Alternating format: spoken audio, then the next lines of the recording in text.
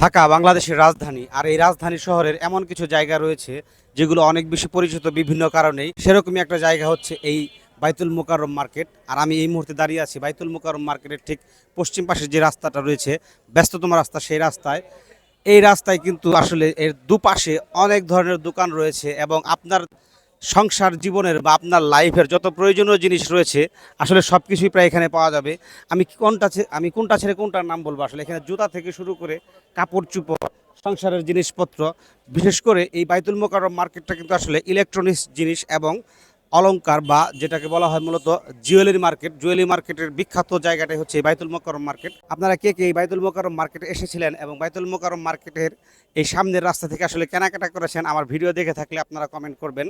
আর যারা ঢাকার বিভিন্ন জায়গায় আসলে কম দামে ইলেকট্রনিক্স জিনিসগুলো কিনতে চান, তাদের জন্য কিন্তু এই বাইতুল মোকাররম মার্কেটটা অন্যতম পছন্দের জায়গা হতে পারে, কারণ এখান থেকে আপনারা মোটামুটি পাইকারি দামে সব ধরনের জিনিস কিনতে পারবেন।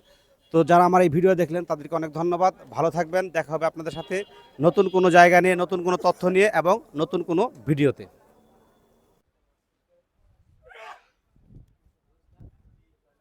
এটা হচ্ছে বাইতুল মোকাররম মার্কেটের ভেতর সাইট। এখানে দেখেন বিভিন্ন ধরনের বাসা সাজানোর জিনিসপত্র, এবং এই পাশটায় রয়েছে দেখেন ইসলামের জীবনযাপনের যে সকল জিনিস দরকার তার দোকান।